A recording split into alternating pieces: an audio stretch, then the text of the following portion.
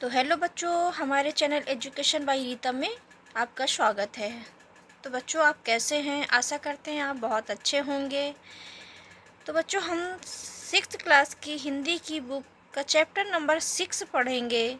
बकरी 2 गांव खा गई। ये बच्चों एक हास्य कथा है और इसके जो लेखक हैं वो हरिकृष्ण देवसरे जी हैं। इस चैप्टर के माध्यम से बच्चों में मनोरंजन के तरीके से बच्चों को मनोरंजन के माध्यम से नैतिक शिक्षा देने की प्रेरणा दी गई है। तो चलिए हम चैप्टर को शुरू करते हैं। प्रस्तुत पाठ में लेखक किसान के भोलेपन और बादशाह की उदारता तथा समझदारी के माध्यम से यह बताना चाहता है कि शासक अगर उदार और लोभ विहीन हो, प्रजा के प्रति उसके दिल में प्यार हो, तो राज्य की धरती रस बरसाती है। जिस राज्य का शासक लोभी, लालची और निरंकुश होता है, वहाँ की प्रजा कभी खुशहाल नहीं रह सकती। पाठ प्रभावपूर्ण मनोरंजक तरीके से बच्चों को नैतिक शिक्षा प्रदान करने में समर्थ है। तो बच्चों, इस चैप्टर में पढ़ने में ये आनंद आता है कि बकरी 2 गांव खा गई। बकरी 2 गांव कैसे खा सकती है? सुनने में ही ऐसा अटपटा सा लगता है कि बकरी 2 गांव किस प्रकार से कैसे खा सकती है। तो चलिए हम चैप्टर को शुरू करते हैं। हाय बकरी 2 गांव खा गई। एक आदमी आगरा की सड़कों पर रोता चिल्लाता घूम रहा था। लोग आश्चर्य में थे कि भला बकरी गांव कैसे खा सकती है। आखिर ये खबर बादशाह अकबर तक पहुंची। बादशाह ने उसे दरबार में बुलाया। उस आदमी को उन्होंने देखते ही पहचान लिया। किसने पहचान लिया? बादशाह अकबर ने। बादशाह को याद आया कि वे कुछ समय पहले आगरा के पास किसी गांव में गए थे। वे बहुत थक गए थे। यह आदमी उन्हें वहां गन्ने के खेत में मिला था। उन्होंने उससे कहा था, भाई थोड़ा गन्ने का रस पिला दो। हाँ हाँ, आप बैठिए, मैं अभी लाया। अकबर एक पेड़ की छाया में बैठ गए। वह किसान खेत में गया, एक गन्ना तोड़ा और एक बड़े लोटे में रस निकाल कर ले आया। अकबर ने गन्ने का रस पिया तो बहुत ही खुश हुए। अरे वाह, ऐसा रस तो हमने कभी नहीं पिया। ये कौन बोलता है? अकबर को बोलते हैं कि अरे वाह, ऐसा रस तो हमने कभी नहीं पिया। तो वो जो आदमी बोलता है, जी, और यह सिर्फ एक ही गन्ने का रस है। वो बोलता है यह सिर्फ एक ही गन्ने का रस है। तो अकबर बोलते हैं क्या?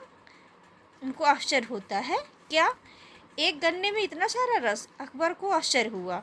मैं बिल्कुल सच कह रहा हूँ हुजूर, कमाल की बात है। ये हमारे बादशाह की नीयत का कमाल है। जनाब, अगर उनकी नीयत ठीक ना हो तो गन्नों में रस ही ना निकले। अच्छा, कौन बोलता है? अकबर बोलते हैं, बादशाह अकबर, कि अच्छा कितना लगान देते हो? तो वो आदमी बोलता है, जी लगान तो सिर्फ 25 पैसे ही देने पड़ते हैं। सिर्फ 25 पैसे? बादशाह बोलते हैं, सिर्फ 25 पैसे? बादशाह ने हैरान होकर पूछा। फिर वे सोचने लगे कि ऐसे रस वाले गन्ने के खेत पर तो काफ़ी रुपए लगान लगाना चाहिए। ठीक है, आगरा पहुंचते ही इसका लगान बढ़ा दूंगा। कुछ देर इधर उधर की बातें करने के बाद अकबर ने कहा, अच्छा भाई, चलने से पहले ज़रा एक लोटा रस और पिला दो। किसान लोटा लेकर चला गया। उसने एक गन्ना तोड़ा, लेकिन इस बार लोटा ना भरा। फिर एक के बाद 3-4 गन्ने तोड़े और उनका रस निकाला, फिर भी लोटा ना भरा। अकबर उसका इंतज़ार कर रहे थे, सोच रहे थे इस बार तो इसने देर कर दी। तभी किसान मुंह लटकाए हुए आया और लोटा बादशाह की तरफ बढ़ा दिया। लोटे में थोड़ा सा रस था, थोड़ा ही रस था। तो अकबर बोले, अरे क्या बात है, इतना कम रस लेकर क्यों आए हो?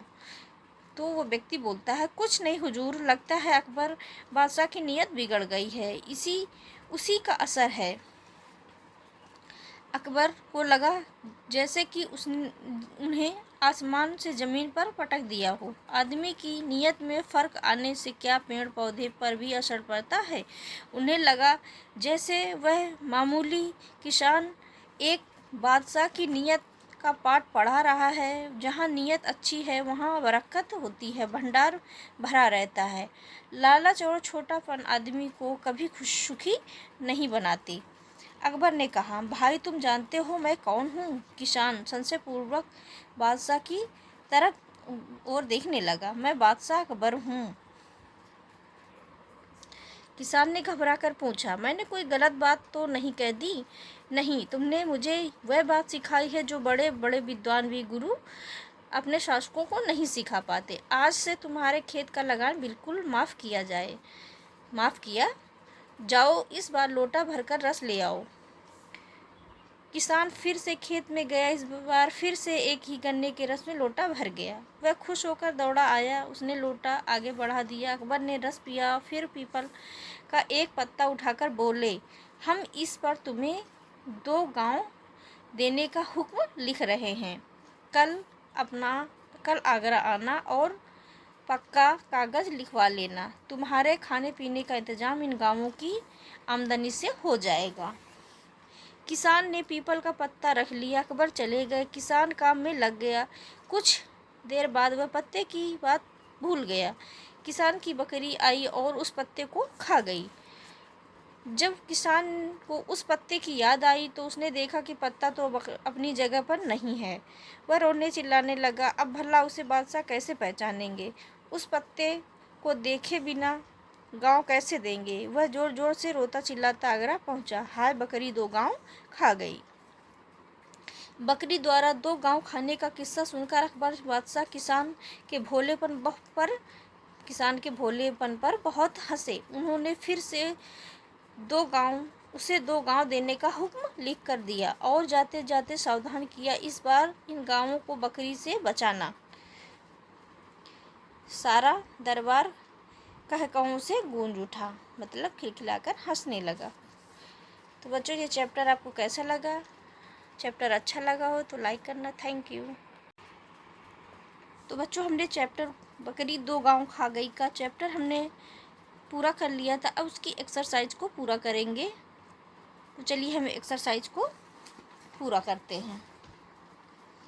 तो इसमें बहुविकल्पी प्रश्न है, सही विकल्प चुने। किसान ने किस बादशाह को रस पिलाया? तो अकबर को पिलाया था। ठीक है। दूसरी बार में लोटा क्यों नहीं भरा?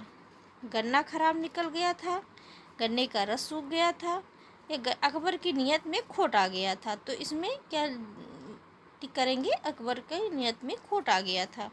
किसान बादशाह को कितना लगान देता था? तो आपने चैप्टर में पढ़ा कि 25 पैसे ही लगान देता था।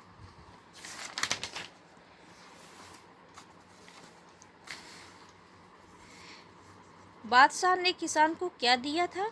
2 गांव दिए थे। हुक्म में 2 गांव दिए थे। किसान से बादशाह को क्या शिक्षा मिली? जहाँ नियत अच्छी हो वहाँ बरकत होती है।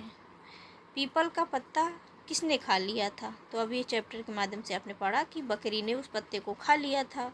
तो इसमें टिक करेंगे बकरी को। तो बच्चों, आपको ये चैप्टर कैसा लगा? अच्छा लगा हो तो वीडियो को लाइक करना। Thank you.